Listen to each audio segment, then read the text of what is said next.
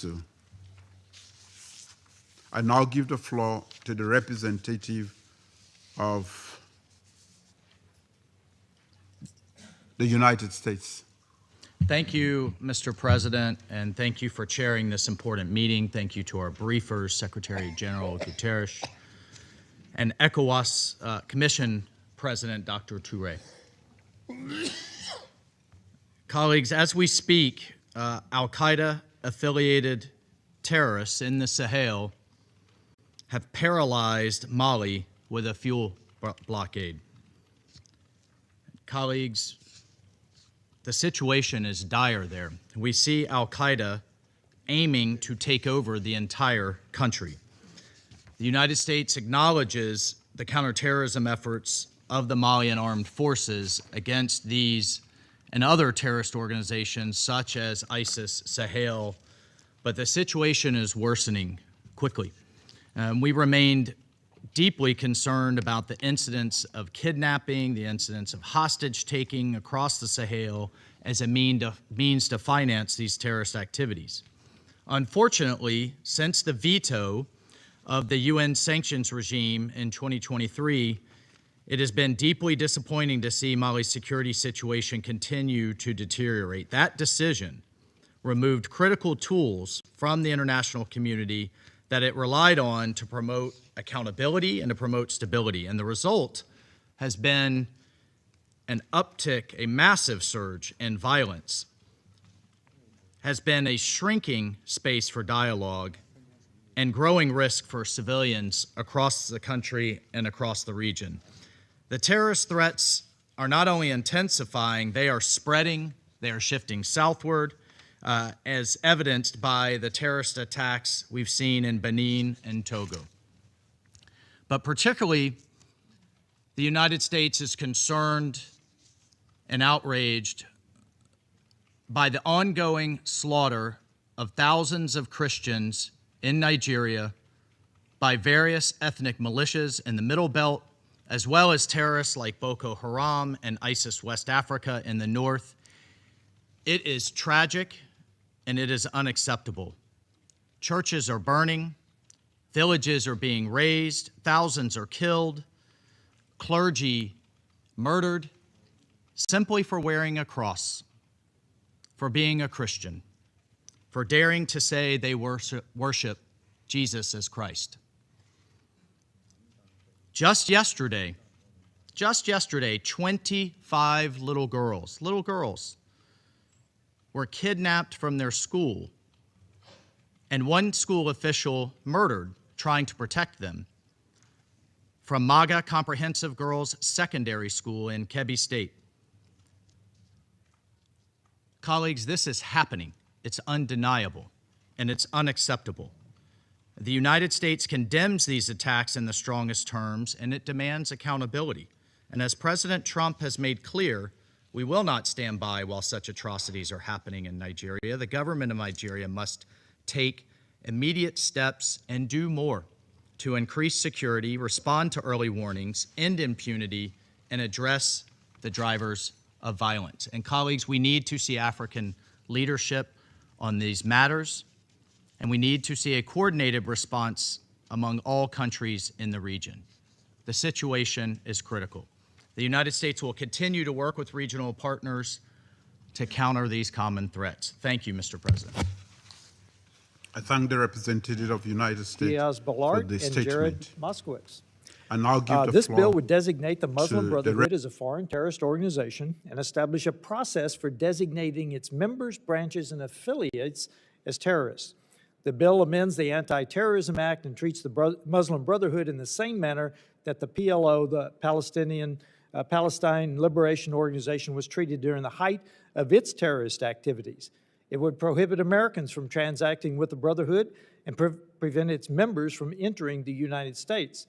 This legislation would codify key elements of President Trump's recent executive order and provide a permanent statutory framework to address the ongoing threat posed by the Muslim Brotherhood and its violent offshoots. Despite its efforts to present itself as a mainstream political or social movement, the Muslim Brotherhood and its affiliates are rooted in an extremist ideology with a long history of supporting terrorism. Founded in 1928 by Hassan el-Banna in Egypt, the Brotherhood's stated goal from the beginning was to establish a global caliphate based on Islamic supremacy, to restructure societies and governments according to its interpretation of Sharia, and to advance a radical agenda.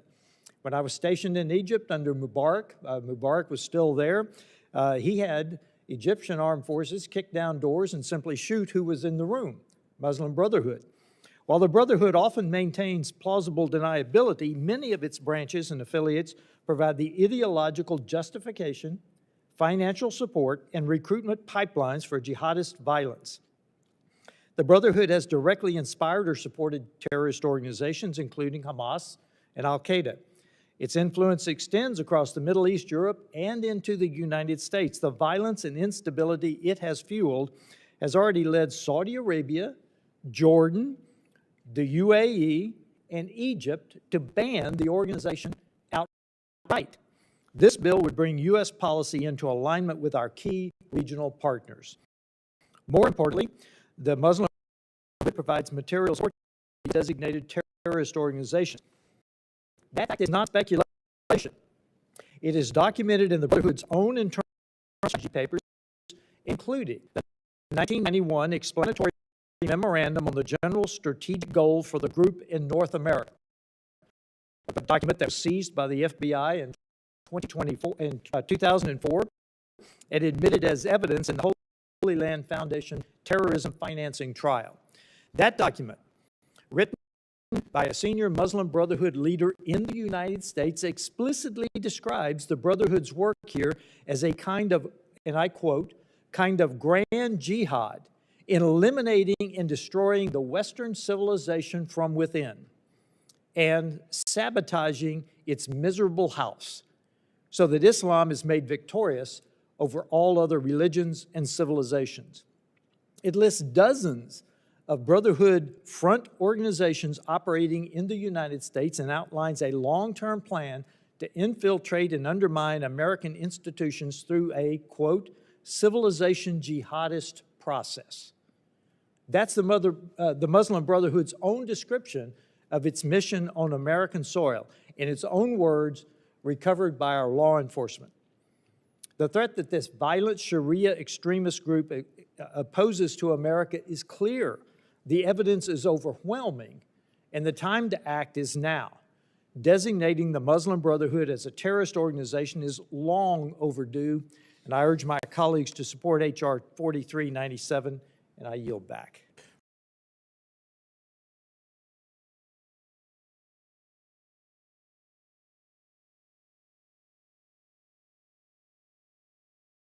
Let's observe a minute silence to the fallen heroes of Biafra, and the time starts now.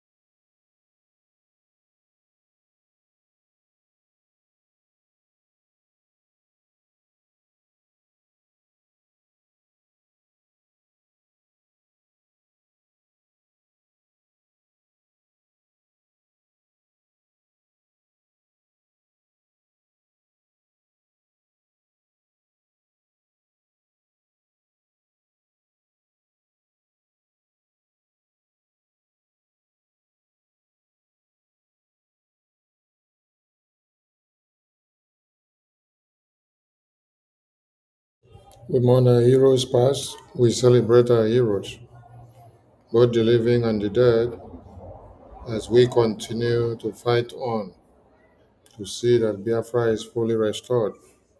Ise, Ise, Ise, Ise. Greetings to everyone. We hear that one Nigerian terrorist government are lying that they will withdraw checkpoint from the roads. No, they cannot withdraw checkpoint from the road, and they will never withdraw checkpoint from the road because you don't find the checkpoint in the far north where Boko Haram terrorists are killing. In the far north, what you find is Hisbah police. And the Hisbah police are not mandated to ransack communities. The Hisbah police are not mandated to stand on the road and block motorists and collect money. The Hisbah police are not mandated to kidnap you and take you into the bush. The Hisbah police are not mandated to take you to a ATM machine or money point to collect your money. The Hisbah police are not mandated to arrest you and then take you in without committing a particular crime. But they place the terrorist police in Biafra land and in the entire southern part of Nigeria to do what? To intimidate and to enslave the minds and the emotions of the Christians. Have you ever asked yourself why you don't have the roadblocks, the checkpoints that are spiraled all over the southern part of Nigeria in the far north? Whereas that is where you hear that the insecurity is hitting them so hard. But you don't see roadblocks and checkpoints lining up to the next 5 kilometers. I salute all Biafrans, and you're all welcome to this program. Maybe late in your time, but duty calls, and we have to respond. My salutations to our leaders that have lived before us, and our leaders that are still alive, still fighting with their blood, their strength, and energy, not backing down on Biafra. I salute Mazi Nnamdi Kanu, our Supreme Leader, our Prime Minister, and our Biafra Defense Forces, who are sacrificing their lives on a daily basis in the bushes to die for Biafra, to defend Biafra land, to take bullets for Biafra, to see that our babies, women, and children are not kidnapped out of their homes and taken as refugees to another place or taken as captives. Without you all, we will not be talking about a celebration of a declaration. So, you guys rock. You guys are the reason why we celebrate. You guys are the reason why we are happy. Yes, these men here are the reason why we are happy. Let's bring them to the screen. For those that have not seen them for a long time, today we have to do something different. Let me play our Biafra Defense Forces so that the men that made things happen. These are the men and women that has made Biafra land to be a safe haven. These are the men and women that has defended and protected Biafra land. Because of these men and women, we have a safe home. Because of these men and women, we are not running away from our homes. We are not sleeping in the bushes. We are not sleeping in Cameroon bushes. We are in our lands. That is what happens when you have an active defense mechanism. The people of Middle Belt, they are looking for existence of Biafra Defense Forces. The people of the North in Nigeria, Kaduna, Kano, Borno, Zamfara, Benue, Plateau, Kwara, they are looking for Biafra Defense Forces to be their own, just to be their own, so that they can be able to say, oh, I have some, there's nobody there. You come back later. I don't know. They are looking for someone to say, oh, these are my own defense forces who are ready to take bullet for them, who are ready to defend and to put their lives on the line for them. But in Biafra land, you have, and many of you are not appreciating them. Yes, many of you don't appreciate them.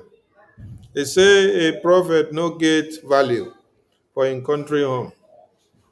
But people in Middle Belt are crying for them to have just one Biafra defense force. Just one Biafra defense force is what they are crying to have, because they have seen the worth. Do you know what it means for your community to be ransacked? And then over 300 babies were kidnapped by terrorists. It means there are no more men that can stand the test of time to defend your babies, women, and children. That is what it means. It means there are no men in your communities. It means there are no men in your communities who can defend your lives. It means there are no men that can protect your babies, women, and children. So because there are no men, what happens? Your babies can all be kidnapped and taken out by terrorists, because there are no men that can stand the test of time. Yes, there are no men that can defend you. But in Biafra land, you have men. All you need to do is to give them what is needed and let them do the work for you. That is what you need to do for the Biafra Defense Forces. They're not asking you to come and put your lives on the line. They're not asking you to come and join them in the bushes. The only thing they ask of you is what?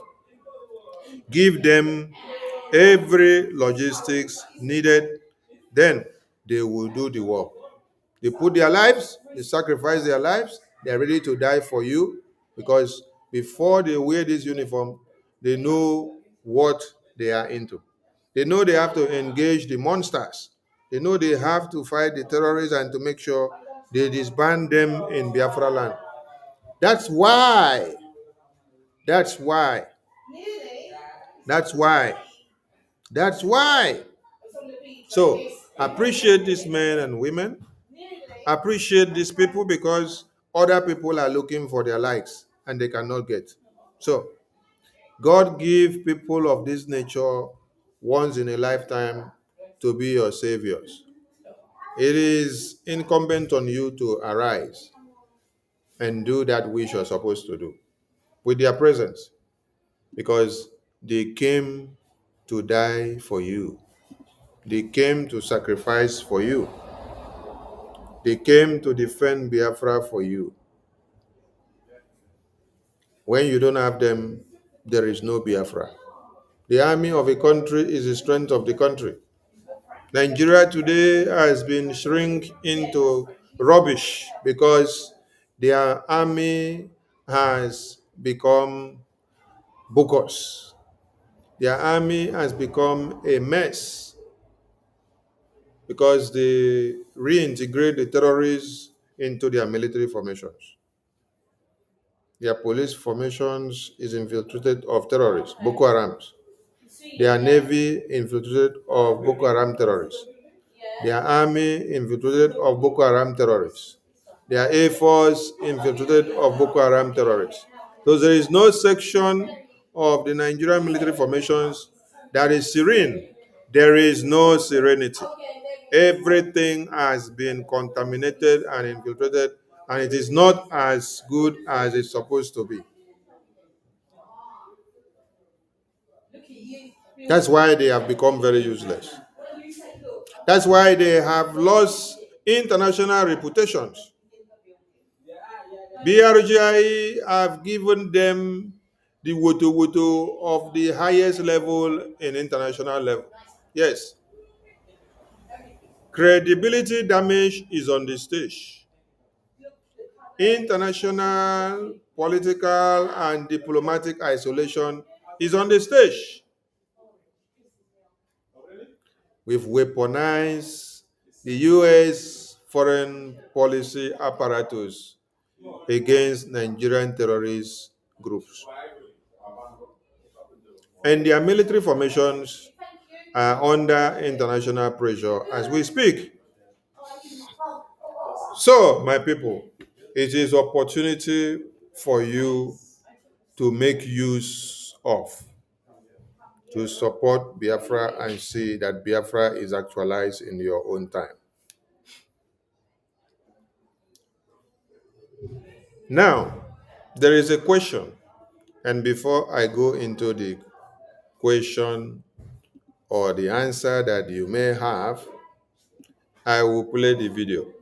Then we continue from there.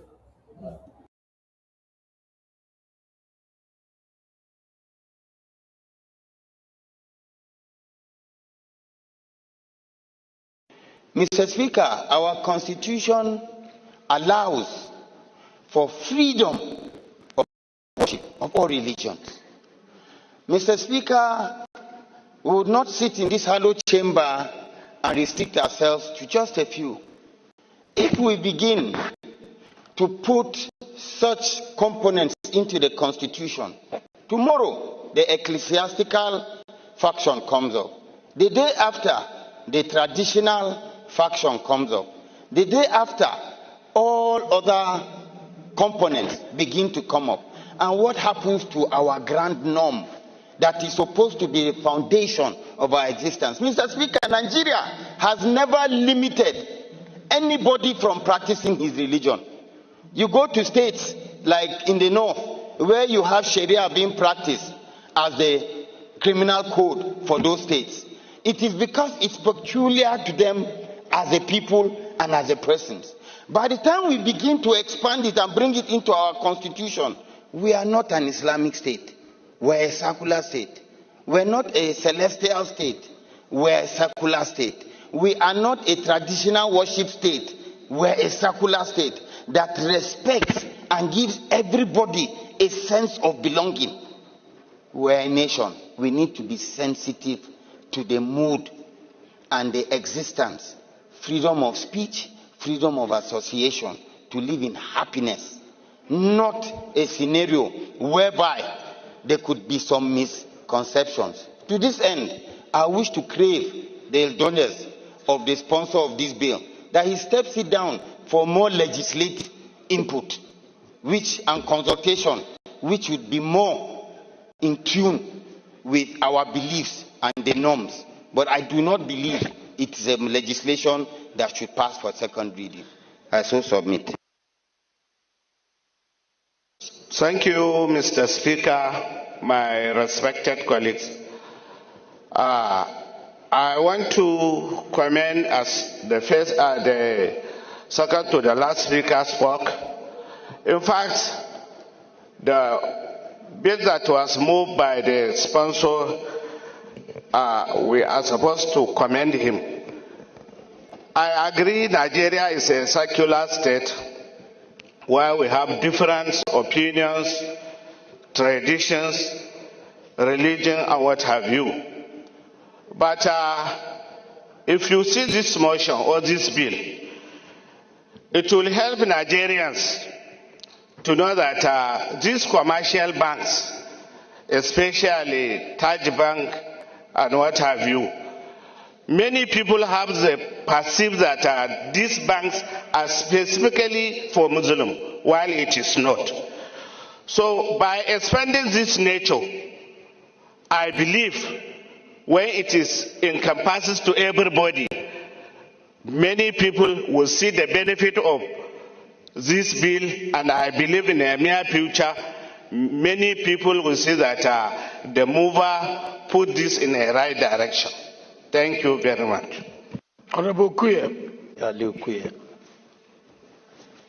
I rise to add my voice to this all-important motion for a bill to amend our constitution with respect to the expansion of the description of Islamic law. Let me start by saying that the constitution mandates our government that they shall not adopt any religion as a state religion, meaning that Nigeria is a secular state. Number two is the fact that Section 38 is very clear as to the rights given to all Nigerians in terms of choice of religion and how they worship. Section 2 goes further to say that Nigeria is a federation consisting of the federal government and then the state governments, giving the states the liberality to adopt whatever kind of law they want to use in governing their people. And that's why we have some states with all this Sharia law and all of that. They are permitted to do it, the State House of Assembly. But the Constitution, as a ground norm that governs all of us, the traditional institutions, the Obas in the Yoruba land, the Igwe in the East, the Shakiri, the Fulanis, the Hausas, gives us only one right, the right to choose whichever one we want. We can therefore not allow this constitution to become so filled with frivolities that is supposed to be the mandate of the state. We have all been clamoring for physical federalism. Give more power to the states to do it the way they want, to do it in the way of the culture of their people. And that's why I will want to implore the mover of this motion to please allow us to please step down this amendment for the time being so that we can deliberate more on it. Because, of course, from the way I see it, it's such that the states should be considering, not here. The problem of religious war, we started as far back as 1938 in this country. Let it not start here again. Let it not be that it is this house that is going to put fuel to the very fragile democracy, to the very fragile situation, the unity between us. It's very important. As we are talking now, people are hearing us. People are seeing us, thinking that we want to promote one religion over the other. I therefore pray that we step this down for the time being. Thank you, Mr. Speaker. Of an act to alter the Constitution of the Federal Republic of Nigeria, 1999, to review the description of Islamic law in the Constitution as related matters, HB 1502. I so move, Mr. Speaker. Any second? Yes, sir. Kwakwansia. Thank you, Mr. Speaker. My name is Honorable Hassan Sheikh Hussein. Distinguished colleagues, briefly, as the Speaker requested, the 1999 Constitution as amended.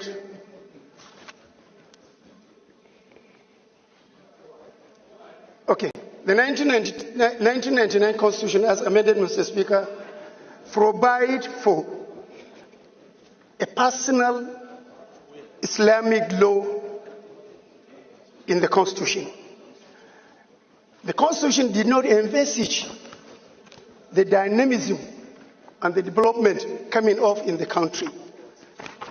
In 2003, the Constitution did not recognize that the Islamic commercial law, Islamic company law, Islamic international law, Islamic public laws.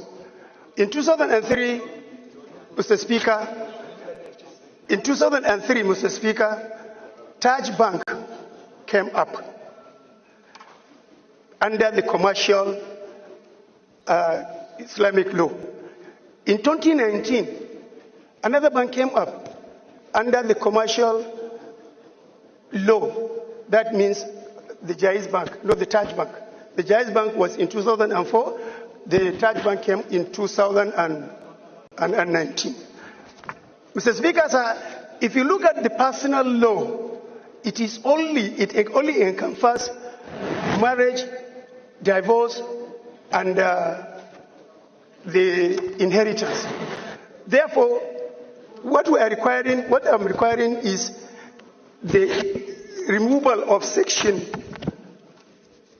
the removal of personal in section 24 of the Constitution, section 262, section 277, and section 288, so that other relevant laws like the the commercial law, Islamic commercial law, the Islamic company law, the Islamic international law can have a place in the Constitution. Therefore, Mr. Speaker, this is what I want the honorable colleagues to support so that this amendment can be done. I so move, Mr. Speaker. Honorable Mr. GENOC1DE, I think, is in the right direction to give a backup for the commercials and other laws that already they are practicing without proper backing, particularly in our Islamic-related financial institution of not only limited to Taj Bank or Jaiz Bank, but there are several banks that are now practicing, particularly the Mudahara and the other sharing formulas. I think this is a very welcome development that it will give even an economic leeway for the nation to see the goodness of such practices in our financial institution to get the backup of the law. I do support. Thank you, Mr. Speaker, sir. Yes, Bob Solomon, please. Solomon Bob, from the great state of Rivers. Now, this matter, actually, I think it will be dealt with in better technical detail at the committee level for constitutional review, because there's so much to say about this kind of okay, I'm sorry, I was told you were not listening to me. I'm saying that this bill will be better dealt with in broader technical detail at the level of committee for constitutional review. But straight off, the section you're referring to, if it is removed, the word personal is removed, the implication immediately is that Islamic law will now have a general application with respect to criminal law across the country. The word personal there was put for a purpose. So if you remove it, that's the implication. It will have great consequences. So we can look at the details of what you're trying to do, what you're trying to achieve, and advise at the committee level. With respect to the references made to Taj Bank and Jaiz Bank, their operations have not been in any way hindered. There are regulations dealing with those matters concerning banks, CBN Act, and all the rest of them. So those are matters that the banks can deal with. They don't have to incorporate, or attract or drag interest with respect to commercial ambitions to the Constitution. So essentially, Mr. Speaker, my point is this bill should be referred to the Committee on Constitutional Review, where we can sit down and then look at it to a T in every way. Thank you. Thank you for making it brief. I like the Federal Constituency of Osun State. Mr. Speaker, I want to, with respect, differ from the mover of the bill on the need for us to amend the Nigerian Constitution in this particular instance. And I'm saying this, Mr. Speaker, because as students of history, we all know the issues surrounding the particular section in reference, especially at the various constituent assemblies leading to the 1979 Constitution, the 1989 Constitution that was not promulgated, and now the 1999 Constitution. Mr. Speaker, the drafters of the Nigerian Constitution are very conscious of the secularity of the Nigerian nation, and also very conscious of the sensitive nature of religion.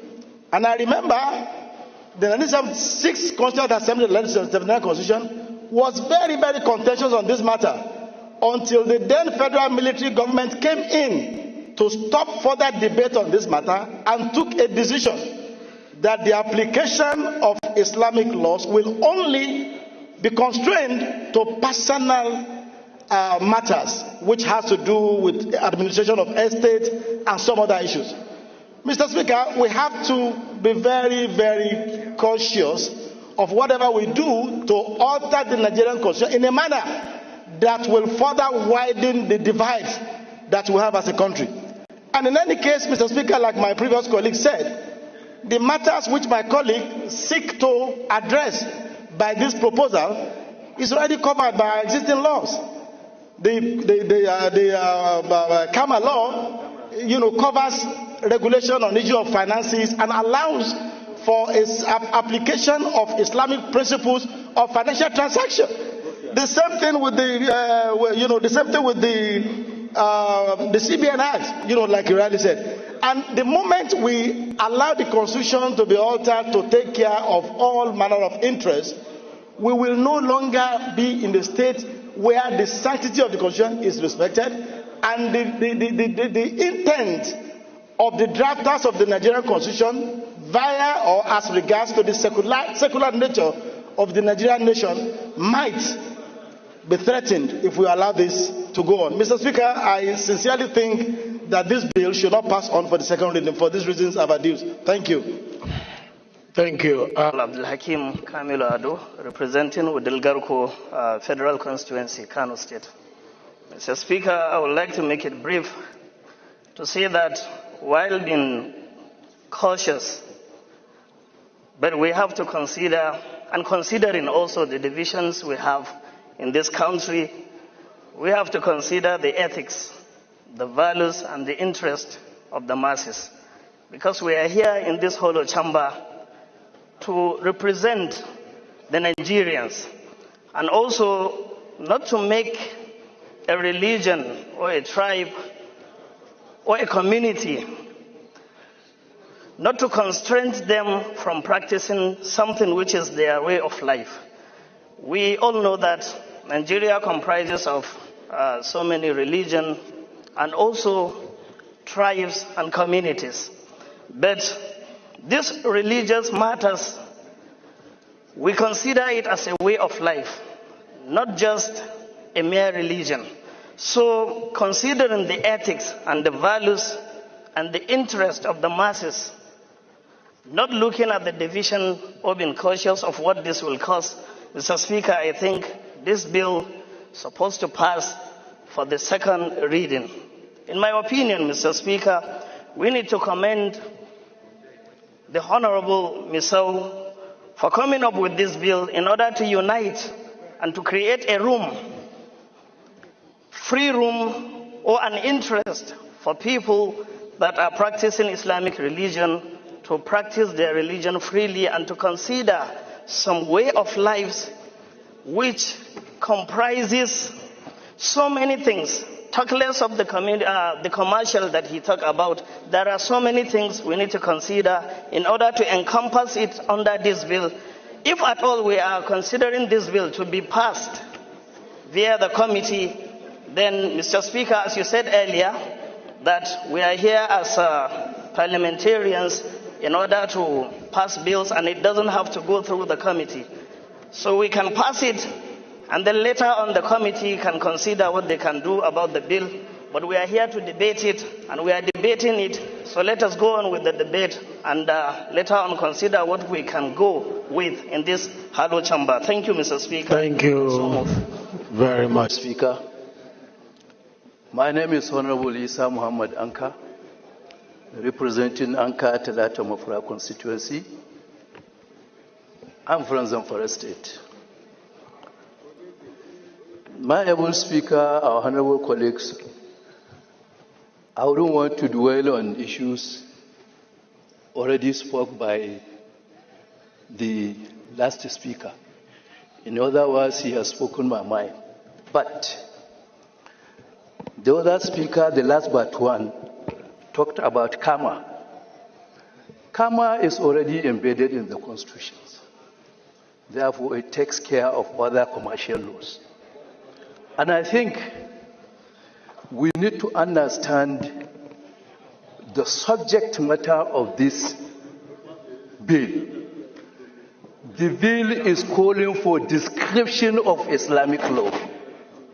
In other words, the bill is seeking the House to define, because of the existing situations now, looking at the issue of, like he rightly caught, other commercial laws that have not been embedded, that have not been taken care into the Constitution. I think it's a straightforward bill. He is not calling the fact that, he's not calling for expunging the existing Sharia law, but rather to define it in order to encompass all those, existing situations that have just come up. That is my contribution, sir. Thank you very much. Yeah, he's not talking about Sharia law. He's talking about the Constitution of the Federal Republic of Nigeria. So that we get it right, his bill is about the Constitution of the Federal Republic of Nigeria, not the Sharia law. Okay, Jonathan, please, let's hear you. My name is Honorable Said Musa Abdullahi. I represent the people of Bida, Bako, Kacha Federal Constituency, Mr. Speaker. Honorable colleagues, I'm from Niger State. Mr. Speaker, I think we need not lose sight of what the proposer of the bill intends to achieve. I understand how sensitive matters related to religion are, especially in this country. But the fact of the matter is we cannot treat religion issues in isolation. There are issues that we must bring to the front burner and discuss, irrespective of how sensitive they are. I didn't want to stand, but I looked at the sensitivity. Even from the argument, you could see the sensitivity that is driving the sentiment that is driving the argument. But if we focus, Honorable Ali, approach the chair. If we focus on what the bill intends to achieve, Honorable, approach the chair. The bill intends to review the description of Islamic law, which means it's already enshrined in the Constitution. What it seeks to achieve is to review the description. So it's already in the Constitution. I don't understand why we will see it as something that will lead to snowball into a crisis or what have you. This is what we have done that over the years that has led us to not make progress on certain issues. It doesn't matter how sensitive these issues are. We must be able to debate them. This is what our people sent us here to do. If we run away from discussing a problem, if we assume it to be a problem, and we're running away from discussing it, how will you provide a solution to it? I will agree and accept the fact that there is need for further, broader consultation. But for us to run away from the problem, for us to drop it and say it's not an issue to be discussed on this floor, I don't think it's something that is acceptable. I so submit, Mr. Speaker.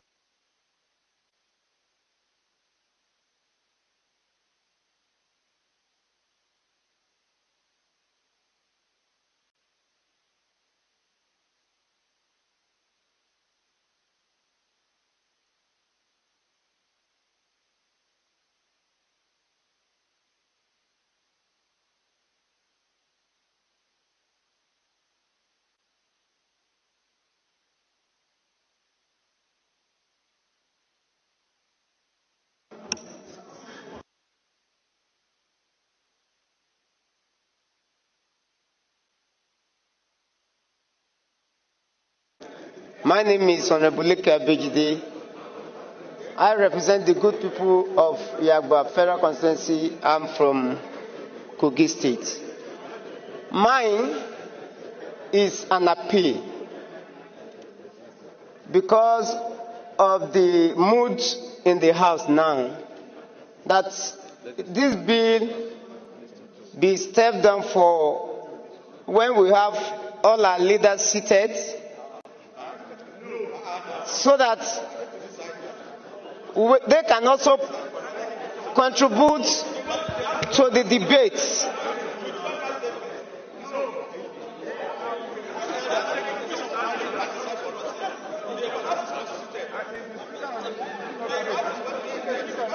I want to appeal that if you look today now, most of the leaders are on their way to Jigawa State to commiserate with them.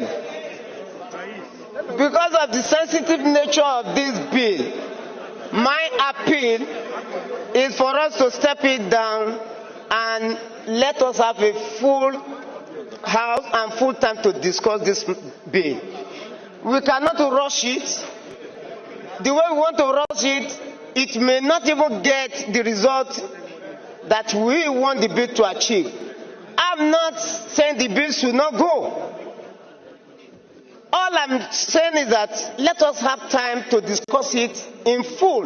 As I'm speaking to you, I have not seen the details of the bill. So, and for us to be able to contribute meaningfully, we need the details of this bill. Without the details of the bill, if you are talking, you are only talking to the air. Maybe it's different from those sections you are quoting in the Constitution. And it may not have any issue to deal with it. Let us have the details of this bill so that we digest it and come back another day for the debate. Thank you so much, Mr. Speaker and honorable colleagues. No matter how you look at it, our diversity is what defines us. So when issues like this come up, it must be thoroughly looked into and should not be done in a haste. Let me ask you, how many of you have copies of this bill? If you have, I would like to know the percentage of people who have copies of this bill. And you can, if I ask you about one or two paragraphs, you read it for me. If I appoint you now, say, give me 2-3 paragraphs in that bill, and you're able to mention it to us, it means that you have it. Let me ask you, if you know you don't have a copy, raise your hand. And it is the rule of this house that you must have a copy so that you debate from that copy. If you say you have a copy, I'll call you now and I'll ask you questions on some of the paragraphs and the sections it's referring to. You will not be able to answer it. And this issue is an issue that we need to thoroughly analyze. Please, order please. It is our rule that issues like this, we must have copies we look at. And if the copies are not there, we take another step. But I won't be taking that step from this chair. It will come from the House. So if the majority of people say they don't have copies of this, whether it is good or bad, you don't have the copies. You need to have the copies for us to deliberate on it. Let me hear you, Nkem Kama. Mr. Speaker, honorable colleagues, Kama Nkem Kama is my name. I represent the awesome people of Ohozara, Onitsha, and Iwe Federal Constituency. Mr. Speaker, I am from Ebonyi State. Mr. Speaker, this motion is a very sensitive one. This bill is a very sensitive one. And before this bill can be talked about here or debated, one, I believe that all of us here should have a copy of this bill to look at it and be able to go through it because of the sensitivity of this particular bill, sir. Mr. Speaker, I don't envy you today But one thing I'm very sure, I hereby move that this bill... Please, somebody has the floor. Allow him to finish. Then we'll recognize you. And I have the position of the Speaker. I hereby move that this bill be stepped down today and let it be shared for all of us to have a look at before further action can be taken on this bill. I so move, Mr. Speaker. Mr. Speaker, I represent Andoni Opobo Nkoro Federal Constituency. I am a Rivers man. Mr. Speaker, my very distinguished colleagues, recall that just yesterday I had a bill to alter a section of the Nigerian Constitution as well. And concerns were raised that portion was well crafted in the interest of the peace and unity of this country. That amendment should be stepped down. It took just the Speaker presiding yesterday to step down that bill. One common interest for the peace, unity of this country. This is similar to what we did yesterday, Mr. Speaker. Therefore, for that same singular purpose of the unity of this country, the peace and stability of all of us, I second this motion, since it has gotten to this point, that this bill be stepped down for this moment so that we can do elaborate engagement and get back to it. Thank you, Mr. Speaker. Thank you. Move a second. Point of order, sir. You throw the question open to the House. So we'll vote now. Point of order, sir. Please, you don't order when the Speaker is speaking. You don't order him. You can only order when others are speaking. Point of order. So when what we'll do... Point of order, you should take it. Mr. Speaker, point of order. You shouldn't ignore us. Please. Please. Can you hear Mr. Speaker first, please? Now, the motion here is that it be stepped down. You can say no. If the vote say no, don't step it down. Mr. Speaker has no right to step it down. But the motion has been moved and seconded. If we say our laws are very clear, Mr. Speaker. When there is a point of order, we should take speaking. Please. I am the one. No. Please sit down, please. Sit down. When we vote and the vote says no, we don't step it down, we vote on the main issue raised by the bill. After all, it's a constitutional matter. He can also go to. Manu, don't be unruly, please. No, I'm not being unruly. We can also vote on it, and it will go to constitutional review. You understand? And then if it goes to constitutional review, we go public hearing.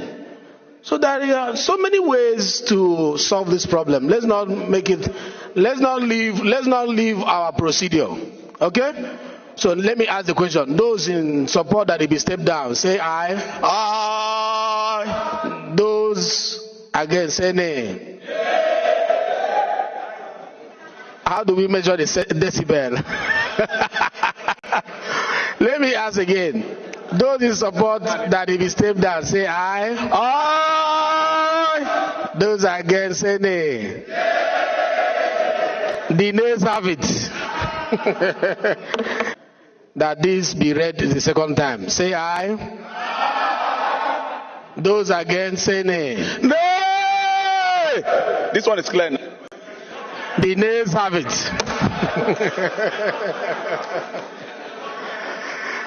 All right, it's good to vote on these things and then decide thereafter. It's not my decision, it's your decision. Thank you very much.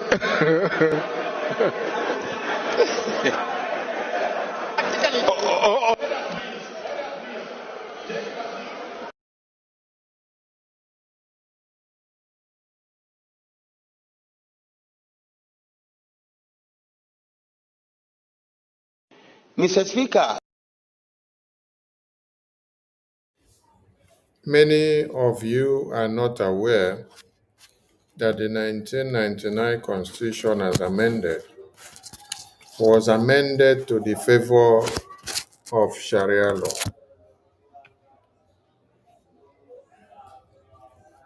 They brought in the Sharia law into the Constitution of Nigeria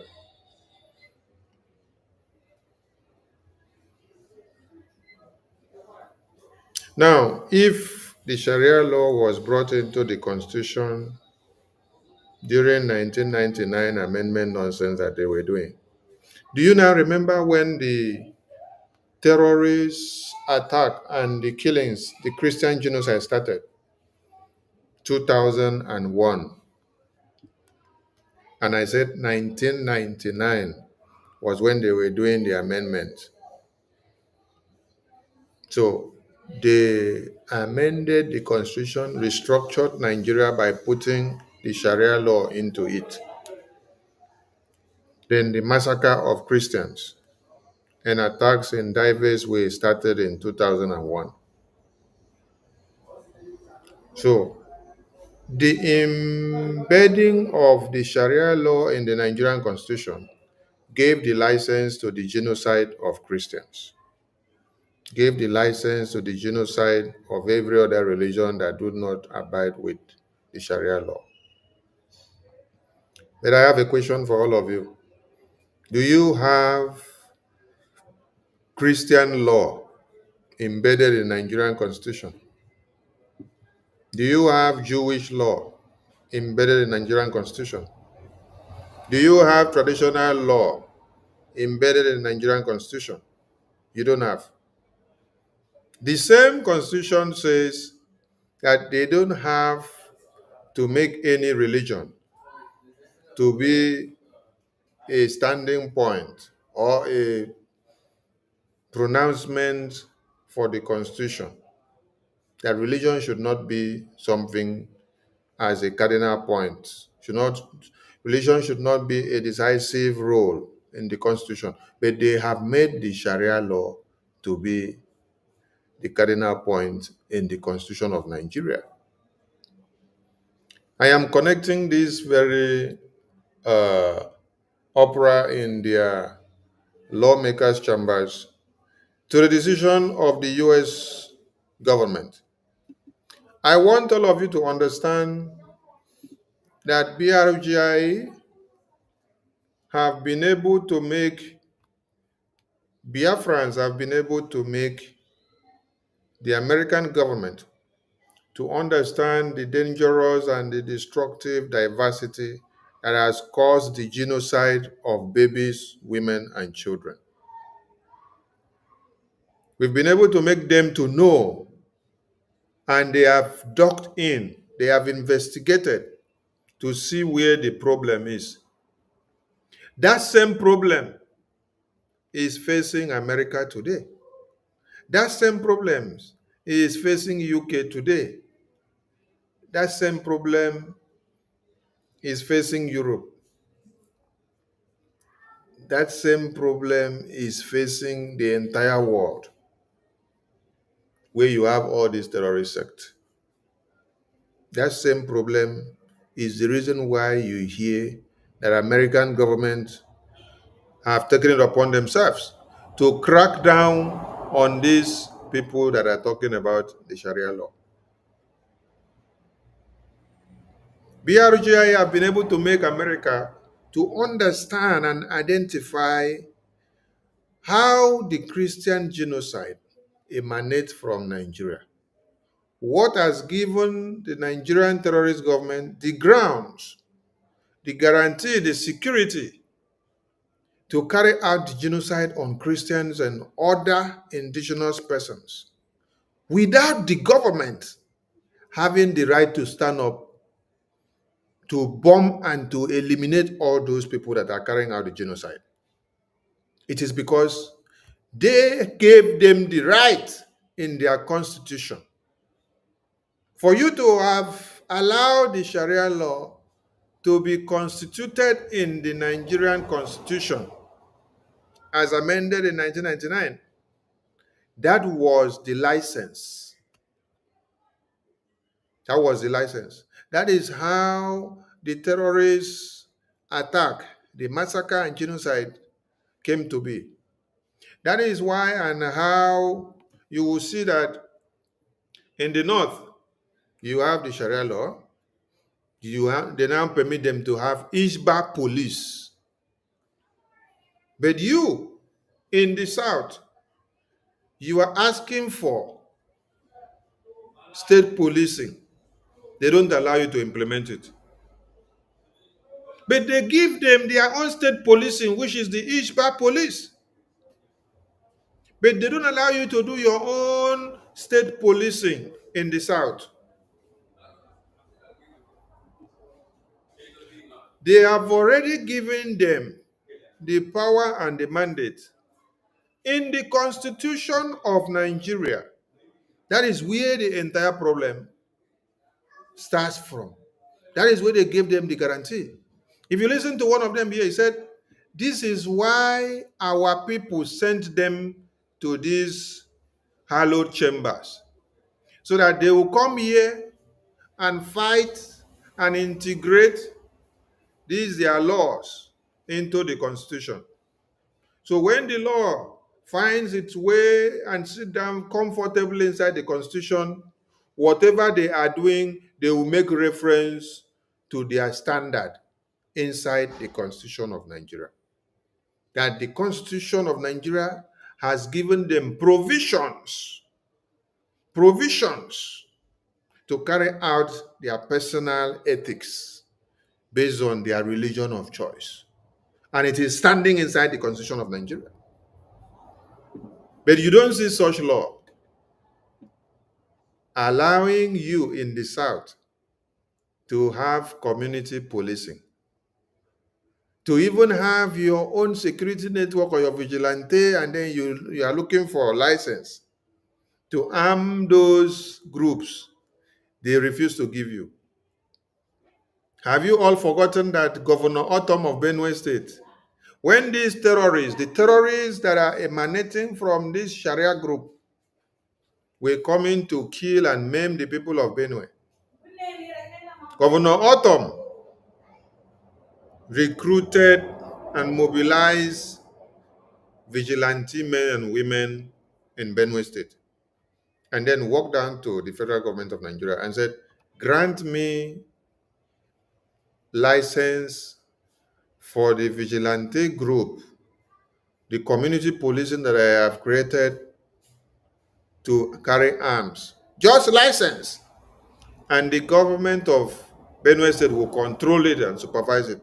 They refuse. Why? Because they know you are going to use that arms to go after their terrorist brothers that are enacting and implementing the Sharia law in your communities. Is the law supposed to be implemented in a community where the people are not practicing the Sharia? No. It is supposed to be implemented in the communities where everybody are abiding in the Sharia. But they have to take that their law, spread their wings, force you and try to engulf the entire landmarks. They continue spreading out from their own small place. They want to spread out and spread out and spread out to your own lands. When they come, they want to conquer you, kill you, eliminate you, and take your lands. Kill you, eliminate you, and take your lands. I want you guys to listen to this again. Listen to this again before I continue, because the American government have come to understand something. Yes. The American government take time to study and see what they have to uncover. It took time to watch and see. And then they now understand, okay, it is the same problem that the Biafran people are going through. It is the same problem that the Christians in Nigeria have been going through since 2001, after Nigerian government allowed Sharia to enter their constitution. That is what these people want to bring to America. Then, look at what American lawmakers are doing. The United States of America. I want to thank my colleague and fellow Florida Representative, Representative Mauro Diaz-Balart, for leading this important and timely bill to sanction the Muslim Brotherhood and restrict its ability to operate within the United States of America. For years, our partners across the Middle East have been warning of the threat of this organization and what it poses. Initially established in Egypt in the late 1920s, it's grown into a transnational organization with chapters around the world. This is more than just a political organization. It promotes extreme and destabilizing views which continue to inspire acts of terrorism across the globe, including most notably Hamas and its horrific October 7, 2023 attack on Israel, in which 1,200 civilians were killed, over 1,200. And as the Trump administration noted in its recent executive order, these links were further underscored after October 7, 2023, when the Lebanese chapter of the Muslim Brotherhood worked hand in glove with Hamas, Hezbollah, and other Palestinian terrorists to launch direct attacks against Israel, furthering its October 7 aim. More recently, a Muslim Brotherhood affiliate in Jordan was implicated in a plot to destabilize this critical regional security partner. The plot, according to Jordanian government officials, similarly involved members of the Muslim Brotherhood's Lebanon chapter who were reportedly manufacturing weapons and training militants to target sites in Jordan, which, if successful, would have been a substantial blow to the Jordanian people and a major counterterrorist risk. For too long, the threat the Muslim Brotherhood poses to U.S. national security has been downplayed here in the United States, and it's well past time for course correction. I urge my colleagues to robustly support this bill and finally put in place much-needed measures to address this very real and increasingly prevalent threat.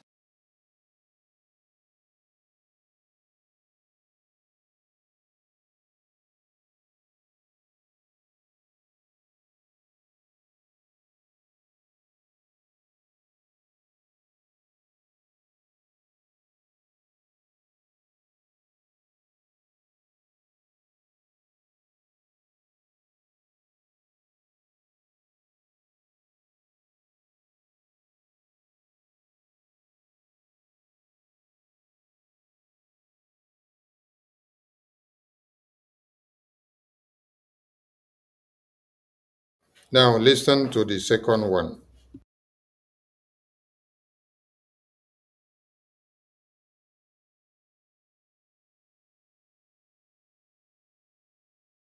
By Representatives Mario Diaz.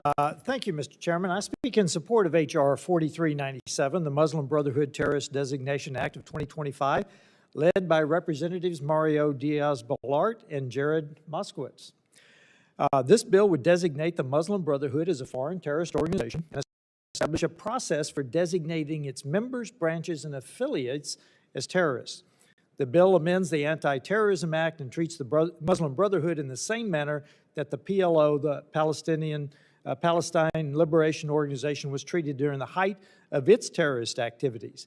It would prohibit Americans from transacting with the Brotherhood and prevent its members from entering the United States. This legislation would codify key elements of President Trump's recent executive order and provide a permanent statutory framework to address the ongoing threat posed by the Muslim Brotherhood and its violent offshoots. Despite its efforts to present itself as a mainstream political or social movement, the Muslim Brotherhood and its affiliates are rooted in an extremist ideology with a long history of supporting terrorism.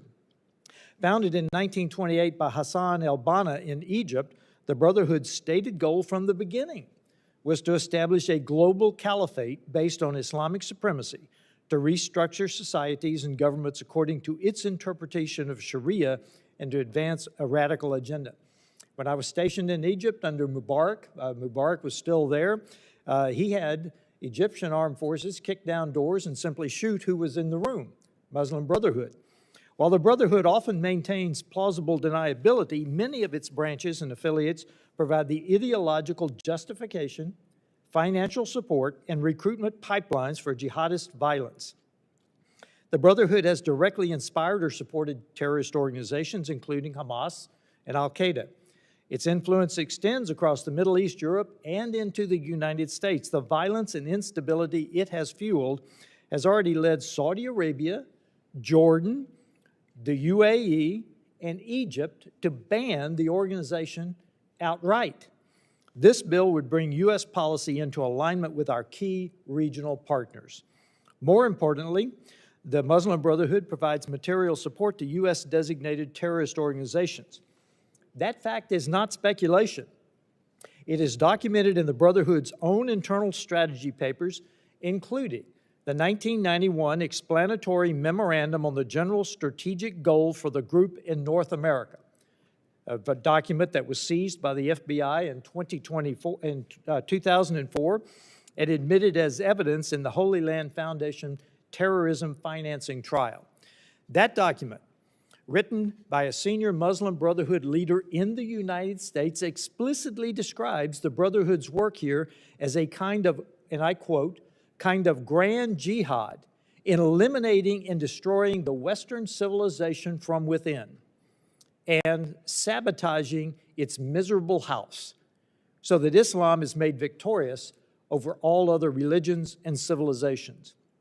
It lists dozens of Brotherhood front organizations operating in the United States and outlines a long-term plan to infiltrate and undermine American institutions through a, quote, civilization jihadist process.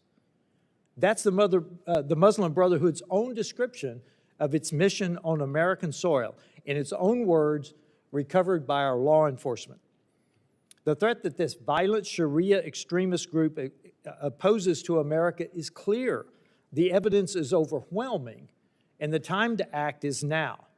Designating the Muslim Brotherhood as a terrorist organization is long overdue, and I urge my colleagues to support H.R. 4397, and I yield back. Now, American governments have been able to identify the same problem that we, the Biafran people, are complaining about. And as they identify, what do? They are taking a very rapid and drastic action. They're not waiting for anybody to come and debate and to think twice, because this thing started since 2001.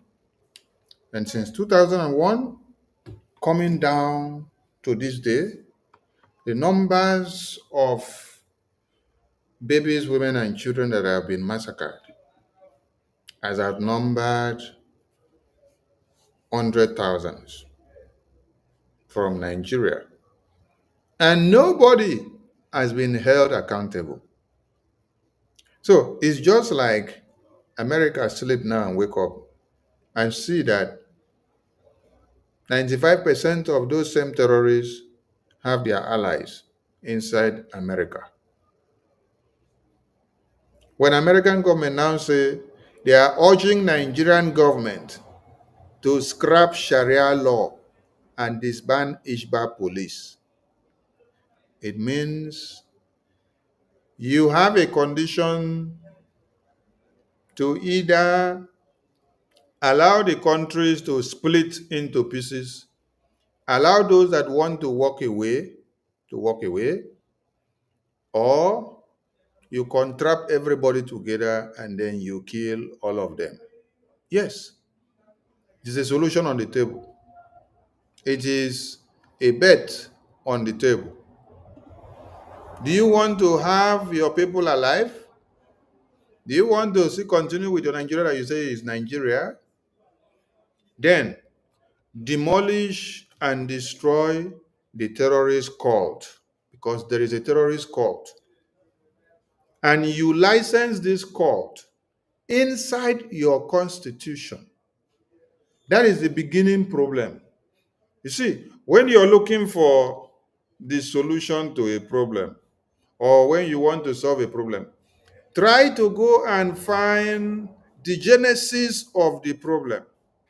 What is the genesis of Nigeria's genocidal tendencies? What is the genesis of the massacre, the takeover of lands, the kidnapping, the annihilation, the cutting off of heads of babies, women, and children? What are they looking for, and what gave room to it? Before 1999, that they did not have this Sharia in the Nigerian constitution, was there a license that anybody will wake up and carry AK-47 and come and cut off heads of babies, women, and children in some communities, and then the government will overlook and let them go? No. Before, when they did not put Sharia in the constitution. Anybody that carries out such act, they will fire the person on a barrel. That person will be tied up to a drum and will be fired to death. A thief, armed robber will be tied to a drum and fired to death. But when they now embedded the Sharia inside the Nigerian constitution, the interpretation of the Sharia law does not permit you to penalize the people carrying out the Sharia, because you have given them the license by legalizing Sharia inside Nigerian constitution. It's just like American government now.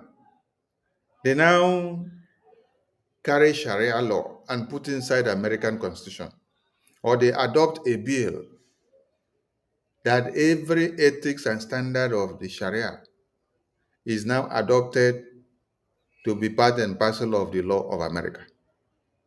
So the day you wear short skirt, where your panties is showing out from your short skirt, according to the Sharia law, they will have to cut off your legs.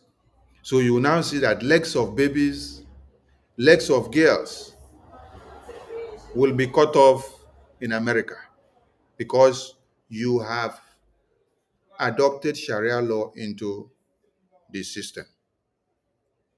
You will now see that Christians will now be termed as infidels. So they will say the Sharia law gives the power to these terrorist sects to rape a girl, to rape a woman, to rape a man, to rape anything that is not also practicing the Sharia law. Why is it not stipulated in that their Sharia law that they have the right to rape their own fellow people that are practicing the same religion with them?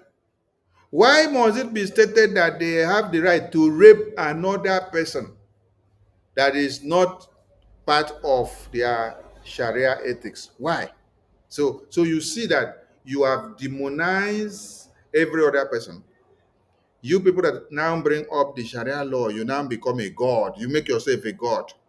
Everybody now becomes slaves to you. What kind of life is this? You know that if you allow these people to foster, that they will turn this wall into bush overnight. You see them speaking here inside these their red and green chambers. And they tend to speak English. Some of them say, I attended Ahmadu Bello University, I attended so-so university, I attended so-so. But this, their Sharia forbids Western education. It forbids Western life. It forbids industrialization. It forbids development. It forbids breakthrough. What they do is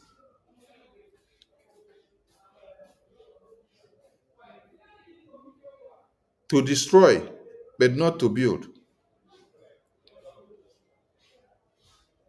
So American government have now reviewed and see that if truly they want the indigenous persons in Nigeria to be alive, there is a dysfunction that was created which has caused all these problems. And that dysfunction is embedded in their constitution. The moment that they made the mistake of allowing Sharia law, Hisbah, police, to become part and parcel of Nigerian constitution, that means you have broken the secular state's allegiance and constitution. You have already restructured yourself and created a new emirate for yourself. You see, in Nigeria, what you have is that there are two different countries inside Nigeria. Yes. There are two different countries inside Nigeria. One country is practicing Sharia law, while the other country is practicing something else. And that other country now is not even practicing Christianity or practicing Jewish or practicing Oduduwa religion or traditional religion. That other country is mixed and they don't know what they are practicing. But the northern part of Nigeria, the northern emirate, they have already restructured a country for themselves. All the northern region, all the northern states, they have all signed and adopted the Sharia law. So this is another emirate entirely. And because they have done this, they now want to shift the territory. They want to shift the boundary to spread that their ideology to cover the entire land in this contraption, not minding your own ethics, not minding your own religion, not minding your own tradition. They want to forcefully implement it on you. And as you refuse, they cut off your head. They invade your communities. They kill your babies, women, and children. What is the crime of the babies, women, and children that have been killed in Benue? What is the crime of the babies, women, and children that have been killed in Zamfara? What is the crime of the babies, women, and children that have been killed in Borno? The people of these states are at the mercy of these terrorists, and they have taken over their lands. They are sending them out to IDP camps. And then you keep on coming to sit down in the National Assembly and be speaking grammar and be code mixing and switching, trying to see who speak best and how many people will be there before you speak. When you guys have already done the mistake is that you have already sold Nigeria to the Sharia Caliphate. And that happened when you people restructured the constitution. And Christianity was not adopted as anything as a cardinal point. But you people adopted Sharia and put inside the constitution and gave all the powers to the Sharia law. How many of you have asked yourself the question, why is America? Why is America? Not talking about something else. America is now going into or pronouncing into Nigerian constitution. Have you asked yourself that very simple question? Is America supposed to go into your constitution? Aha! Are you supposed to go into America constitution? That's the question you need to ask yourself. But before America could go that far to be talking about their constitution, they have come to see that why and how the babies, women, and children of the Christendom and the traditional worshippers and every other religion are massacred in their sleeps. It is because of the Sharia law that they carry and institutionalize inside their constitution. So that gives them the power. Even many of them here inside this place that you see, they can't condemn the jihad that is happening. They can't condemn the Christian genocide because they are binded by the Sharia law and the Sharia ethics. All of them from all the northern states, they are binded by that Sharia. They oblige to whatever the jihadist terrorists are doing.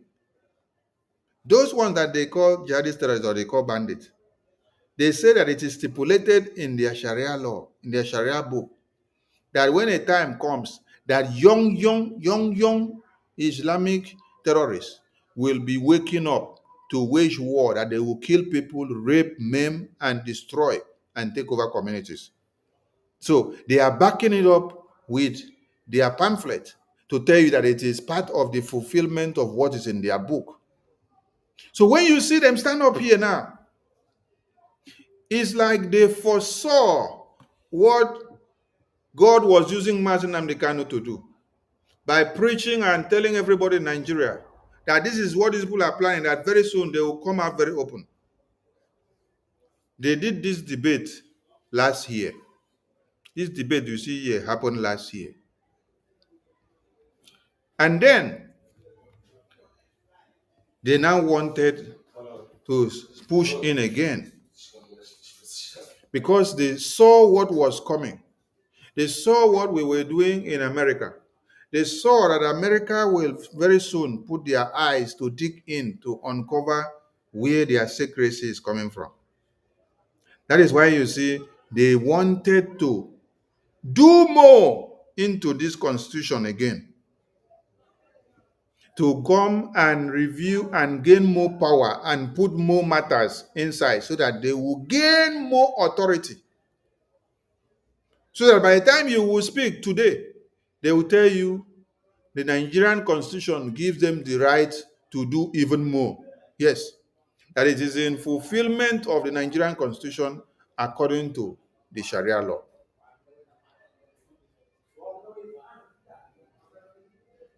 So now, this is a rhetoric question.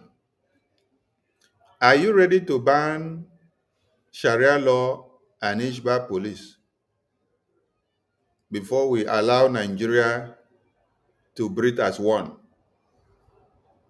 It is a rhetoric question, and it demands a rhetoric answer. So the question is yes or no. If you are ready to disband it, that means we will not come and crush your terrorists. Then as you disband it, we will help you to fix your Nigeria. If you're not ready to disband it, then that means Nigeria is the worst place for a Christian to live in the entire world.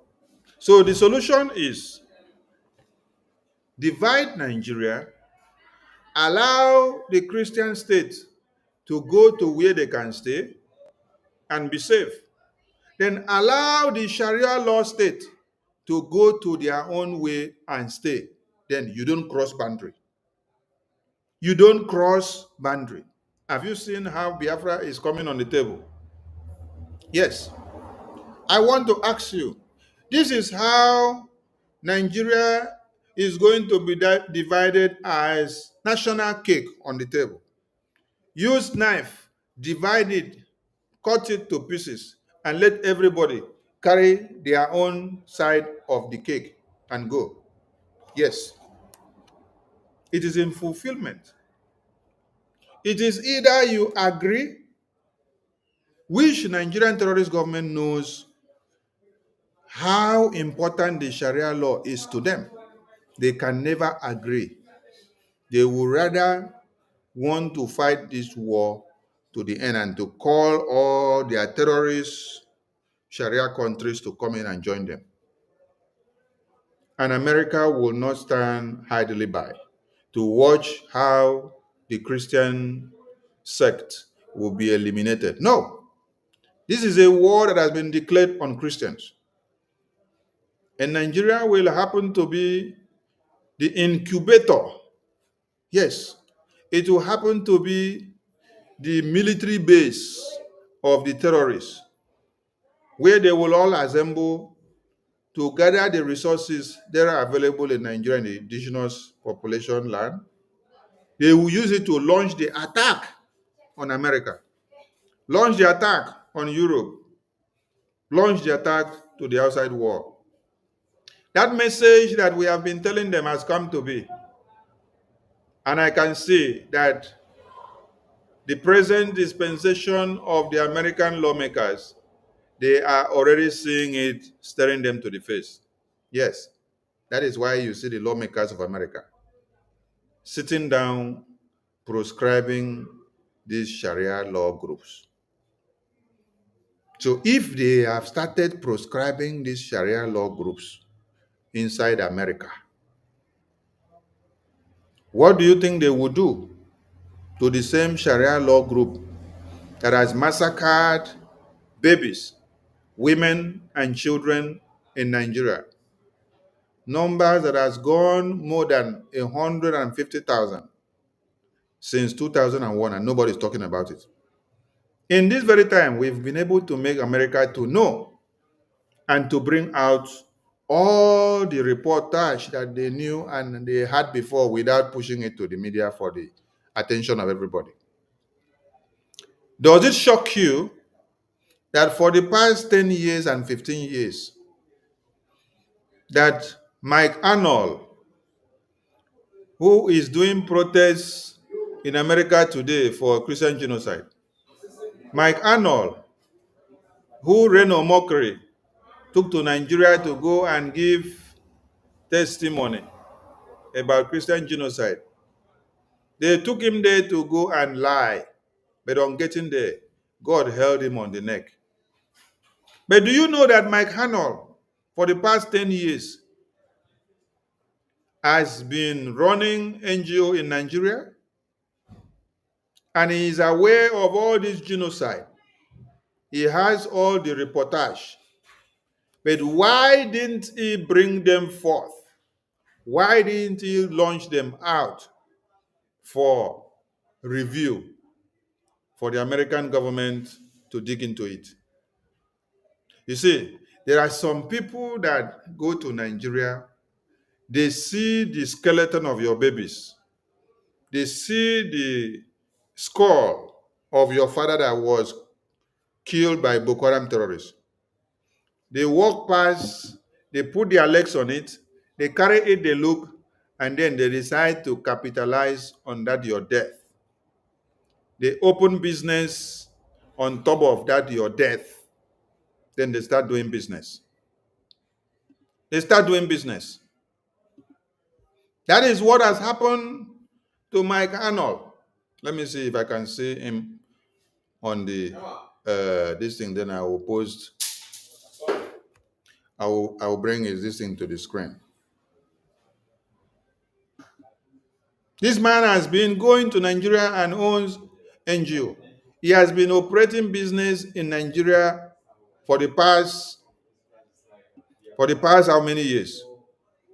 He has been seeing all the massacres of babies, women, and children. So the question is, Mike Arnold, why didn't you open the Pandora box against the massacre of Christians? For how many years that you have been visiting Nigeria? Why did you have to wait until when you saw that BRGIA have carried it on their head? This man you people see here. Some of you don't know that there are people that actually come to Nigeria to feed fat on your dead bodies. See this man here? Let me see if there's a place they will play this thing so that the thing will drag his face closer for many of you to see.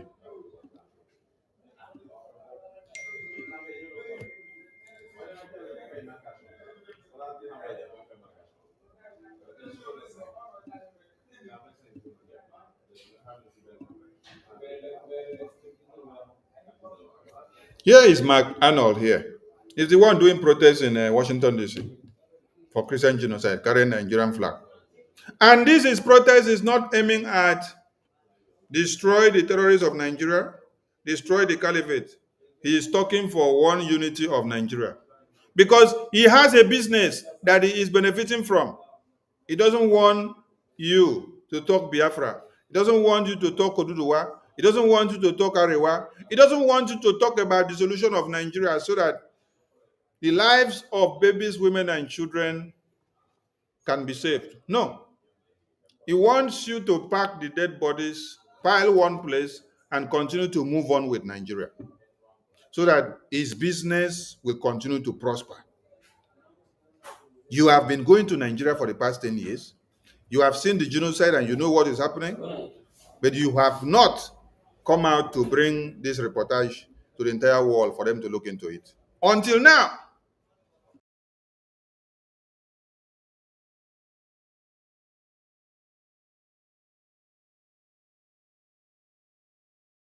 What do you call those kind of people? Selfish or self-centered? People that only go for their businesses. There are many of them like Mike Arnold, like this. More of them. So if BRGIA, if Senator Ted Cruz, if all the lawmakers of US did not amplify on the Christian persecution,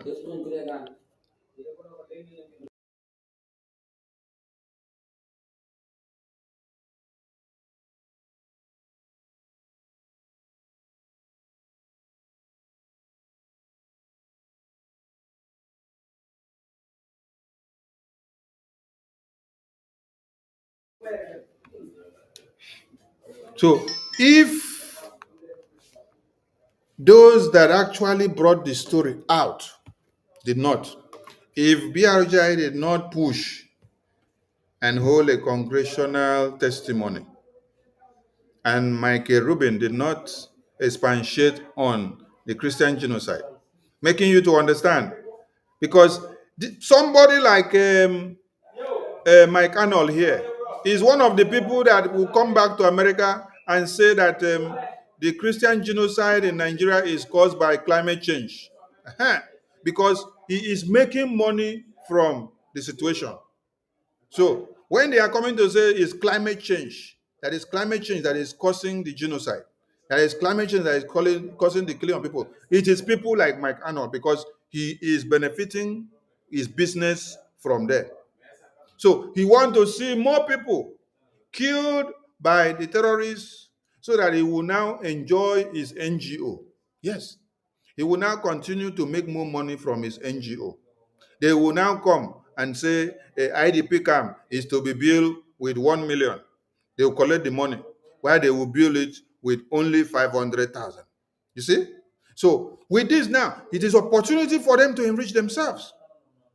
Why are you giving way for more IDP camps to come instead of you to launch attack and destroy the people that are creating IDP camps? Why are you giving more opportunity for more IDP camps to come? You know the people that are causing the people to die, that are taking over their lands, which is necessitating the emergence of IDP camps. So why are you now taking pleasure in building more IDP camps? Why are you taking pleasure in building more NGOs so that you will benefit from the situation, instead of you to launch attack to destroy those people that are actually making you to come and have more IDP camps?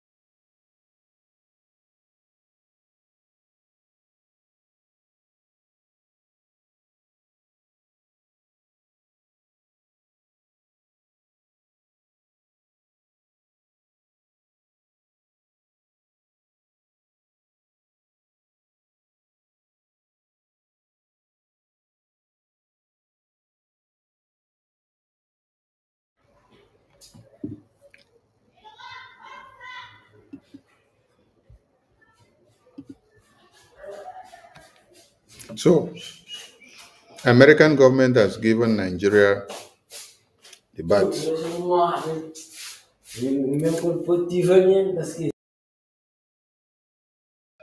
And now the question is, are you ready to disband? Are you ready to disband these terrorist groups? If you're not ready, then allow all the emerging nations to walk away so that they can be alive.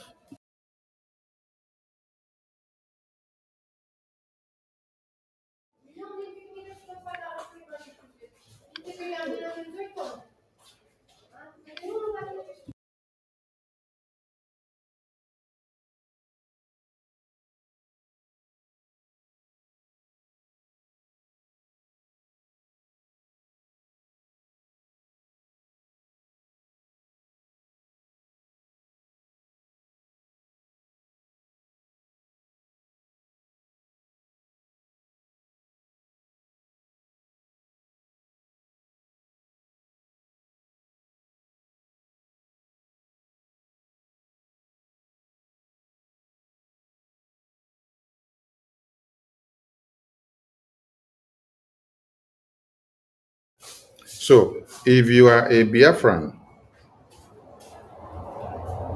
you have to understand that Biafra is here.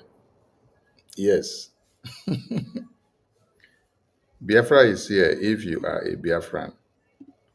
And what you have to do is to wake up from your sleep and come and support Biafra. Yes, this thing is happening like dream. It is happening in a simultaneous and a systematic manner, in a surprising manner. You wake up, you saw Biafrans in Washington, D.C. The next thing you woke up, you see that American government are working on all those points, all those policies that Biafra government in Israel were putting on those lists for them. We talked about sanction Nigeria. We talked about designate Nigeria as country of particular concern. We talked about hold Nigeria accountable for Christian persecutions in those congressional testimonies, both the one we submitted officially on paper and the ones that we also did in the Congress, with the live testimony which all Biafrans testified, and Michael Rubin was there. You get the message. And now, American government have responded to your request. They have designated Nigeria as country of particular concern. That was one of the points that you raised for them to do. You also asked for the invocation or the implementation of the Accountability Magnitsky Act. It has been implemented. They are holding Nigerian terrorist government officials accountable now, and they are placing sanctions on them. They are also placing high tariffs on Nigerian government. They are also placing sanctions on Nigeria on many things.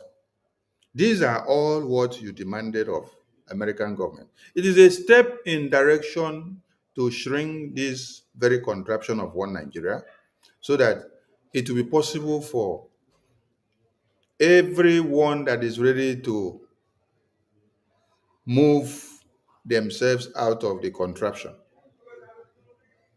Now, the next step now is that American government is going straight into the root cause of the problem and telling them, we see that this is the root cause of the problem. If you want us to have any negotiations with you or to even help you in any way, show us that you are ready to destroy the terrorists by going to remove and scrap the Sharia law which you put inside the Constitution.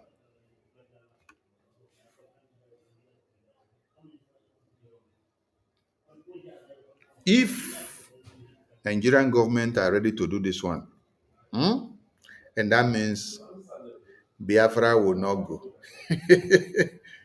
If Nigerian government are ready to do this one, it means there will be no Oduduwa tomorrow.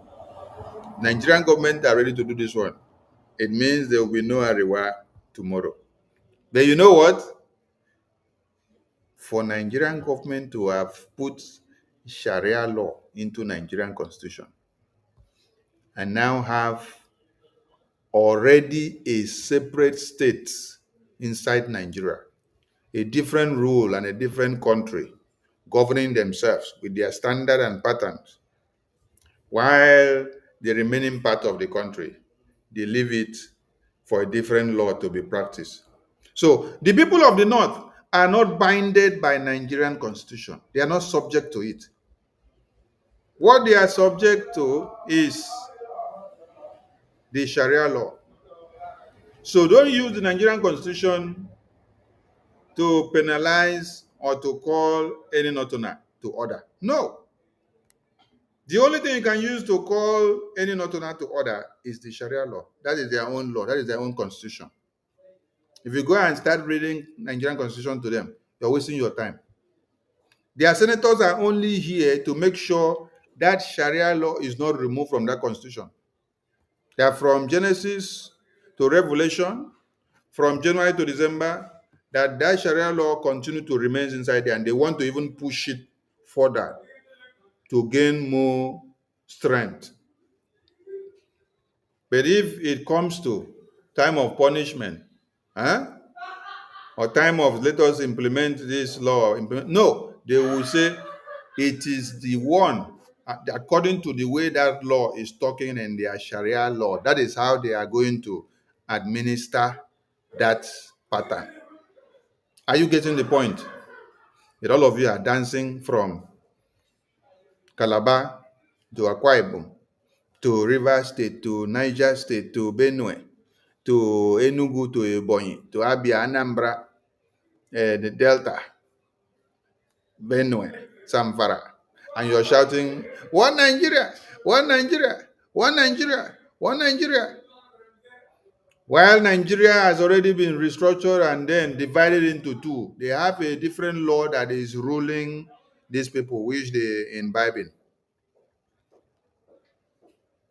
So when they cut off your heads and invade your communities, have you asked why the federal government of Nigeria or these people seated in these law chambers, why is it hard for them to bring out the sponsors of the terrorists?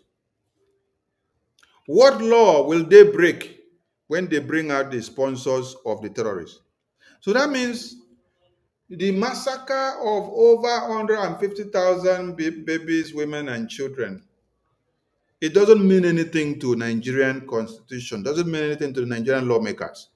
They would rather protect their money that they sit down there to collect than for them to have empathy and sympathy on the lives of babies, women, and children that have been slaughtered.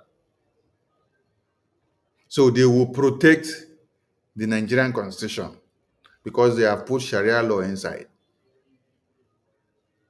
So we want to see if Nigeria will abolish the Sharia law and also disband the Hisbah police. But as you know them, God says, "Pharaoh, let my people go." They refuse. The same God will harden the heart of Pharaoh. Yes, he will harden the heart of Pharaoh until Pharaoh will use his hand to destroy himself with all his descendants. Yes, that is what is going to happen. They will not disband, they will not scrap Sharia law. They will not disband or scrap Hisbah police. No, or anything Hisbah that is implementing Sharia law. They will not do it. So, as they will not do it, that is a quick way for every indigenous persons that have been contract in Nigeria to have their easy way to work out. If some of you don't know some of the things that this Hisbah police and this Sharia law has been doing, This Sharia law has been destroying every alcoholic beverages. Every beverages that do not go in their pattern or their way of life. Because according to that, their book, according to the Sharia law, they tell them you must go and destroy all alcoholic drinks. It is from these same alcoholic drinks that money is being made and extracted and used to pay them, that you see them having all these pot bellies and having big heads. Without the money that is generated from these alcoholics drinks, from the refineries and from the breweries, they will not have salary. But they mandate them to go and destroy these things. They go to people's shops where they have this kind of materials to sell, they destroy. Where there is bar, where there is hotel, or where there is motel, where there is restaurant, or where there is reservation houses, where there is a place that you can go and then sleep and then rest your head when you are on travel or on transit. They come, they rake all those places. Somebody that do anything that they don't want to do, you cut off your hand, cut off your leg. They say it is part of the punishment of Sharia law. So many now Gideon Akaloka, that was beheaded and his head was hung on a spike. Was it not an acclaimed message or misinformation that because he was a Christian and that the wife had torn one part of the pamphlet of their teaching book, the Quran, to clean something on the floor? So because of that, somebody that stood and saw it and gave the statement, that amounts to blasphemy, that you have to kill the person to death. You have to stone the person, you have to burn the person to death. What kind of barbaric law is this? So tell me how Christians can cohabit. Because when you listen to Kalu here was saying, oh, our diversity is our strength. In as much as it is difficult, our diversity is our strength. It is what unites us. How can something of that nature be uniting you? How can you say that somebody do a mistake and then cut something to use to clean something on the floor, and then that warrant to stone the person to death? What kind of diversity is that? What kind of lifestyle is that?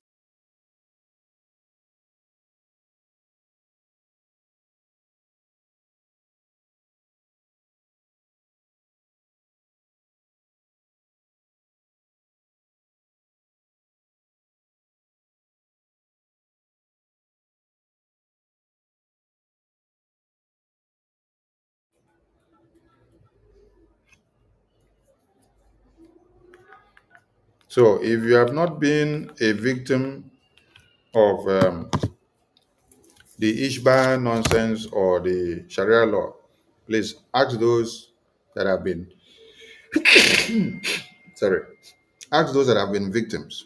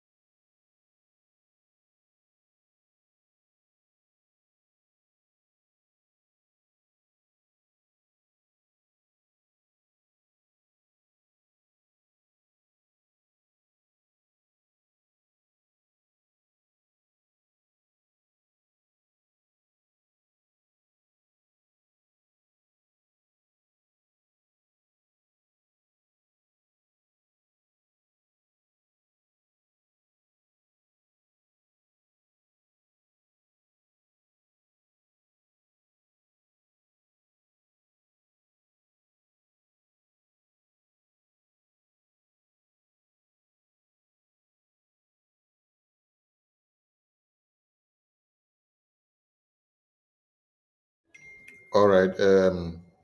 We have to shut down the program now, and I see you all tomorrow. They will from here, and keep your fingers crossed because the American government has given you the opportunity to do everything that you have to do to get your freedom. Nigeria has been put on one chance, and this is the time that every Biafran have to do what they have to do. So wake up now and give, and give all your support. That is what is needed of you. Because Nigerian terrorist government will not disband or scrap their Sharia law or their Hisbah police. So they would rather fight to the end. And that simply means Nigeria has become the most dangerous place for any Christian to live.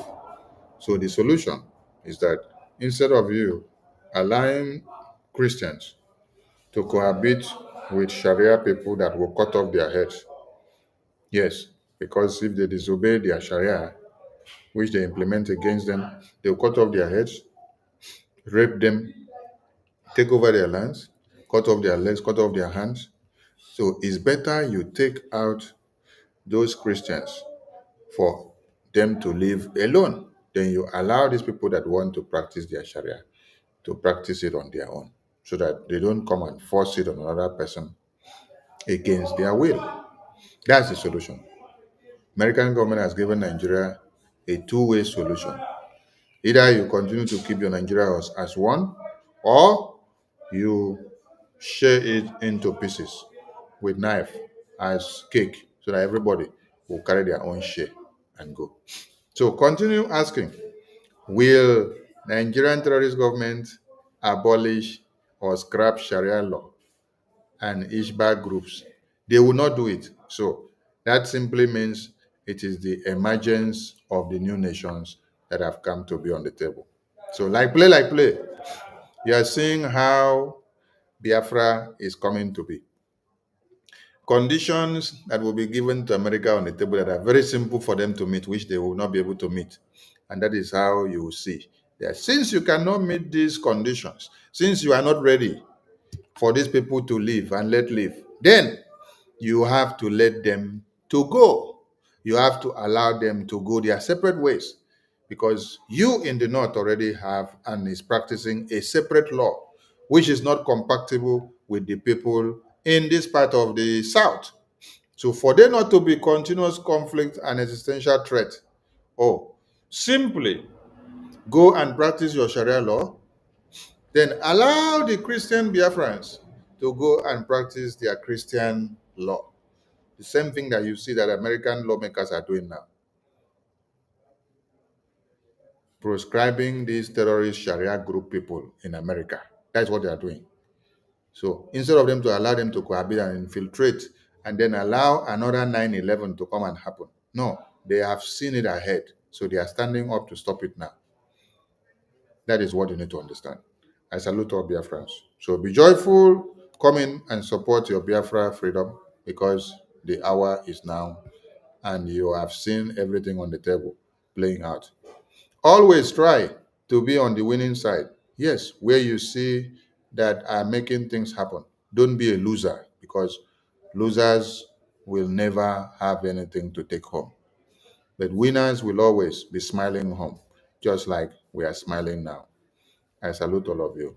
Ndewo ụmụ Chineke.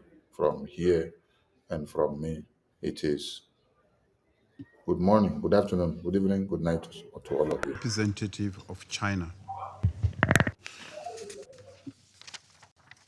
I resume my function as President of the Council. I now give the floor to the representative of the United States. Thank you, Mr. President, and thank you for chairing this important meeting. Thank you to our briefers, Secretary General Guterres, and ECOWAS Commission President Dr. Touré. Colleagues, as we speak, Al-Qaeda-affiliated terrorists in the Sahel have paralyzed Mali with a fuel blockade. Colleagues, the situation is dire there. We see al-Qaeda aiming to take over the entire country. The United States acknowledges the counterterrorism efforts of the Malian armed forces against these and other terrorist organizations such as ISIS, Sahel, but the situation is worsening quickly. We remained deeply concerned about the incidents of kidnapping, the incidents of hostage-taking across the Sahel as a means to finance these terrorist activities.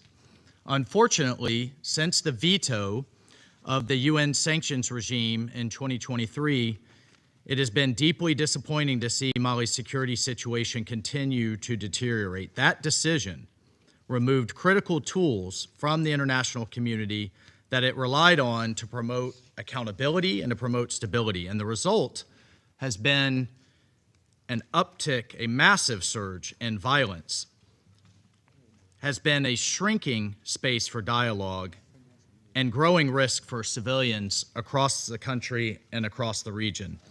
The terrorist threats are not only intensifying, they are spreading, they are shifting southward, as evidenced by the terrorist attacks we've seen in Benin and Togo.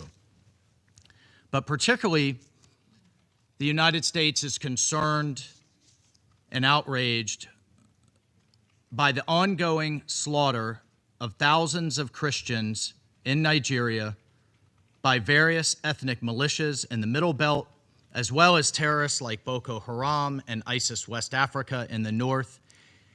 It is tragic and it is unacceptable. Churches are burning, villages are being razed, thousands are killed, clergy murdered simply for wearing a cross, for being a Christian, for daring to say they worship Jesus as Christ. Just yesterday, 25 little girls were kidnapped from their school, and one school official murdered trying to protect them from MAGA Comprehensive Girls Secondary School in Kebbi State. Colleagues, this is happening. It's undeniable, and it's unacceptable. The United States condemns these attacks in the strongest terms, and it demands accountability. And as President Trump has made clear, we will not stand by while such atrocities are happening in Nigeria. The government of Nigeria must take immediate steps and do more to increase security, respond to early warnings, end impunity, and address the drivers of violence. And colleagues, we need to see African leadership on these matters, and we need to see a coordinated response among all countries in the region. The situation is critical. The United States will continue to work with regional partners to counter these common threats. Thank you, Mr. President. I thank the